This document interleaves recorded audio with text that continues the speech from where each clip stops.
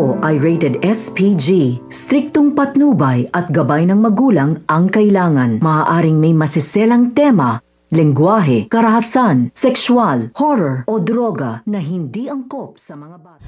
Inip na nga itong si Victor Zafra dito sa loob ng kulungan at talaga nagmamadali na siya na makatakas dito o makalaya sapagkat sinabi nga niya na meron pa siyang isang tao na may atraso sa kanya na dapat niyang pagbayarin at hindi naman ito lingid sa kalaman natin na si Gabo ang tinutukoy nitong tao na may malaki ang atraso sa kanya.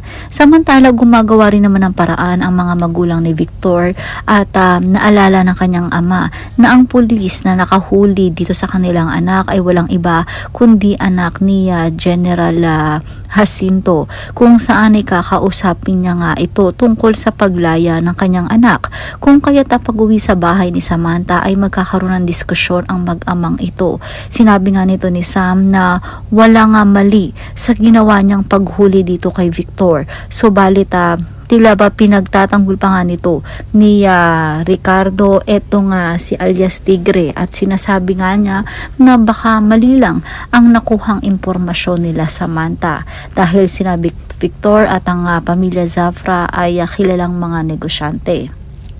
Samantala ipagtatanggol naman ng ina ni Samantha itong kanyang anak at sinabihan nga niya ang kanyang asawa na kung minsan ay kalimutan nito ang pagiging isang general at hayaang magpakaama naman dito kay Samantha, kung kaya't magsisimula ito ng gulo sa pamilya Jacinto kung saan ay ikakagalit nga nito ni Max at sisisihin nga niya itong si Samantha dahil nga daw sa katigasan ng ulo nito ay nagkakagulo at nagkakasira-sira ang kanilang pamilya.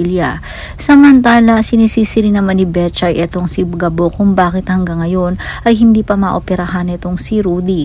Sinabi nga nito na yung motor na kinuha ni Gabo na sana ay babayaran na at gagamitin sa pampa-opera ni Ricardo ay tuluyan ng naglaho.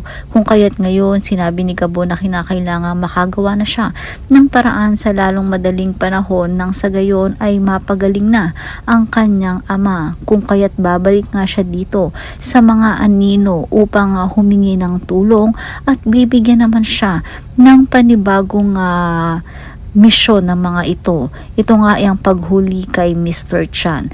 Yan ang mga dapat nating abangan dito nga lang sa mas matinding aksyon sa CCM si Gabo.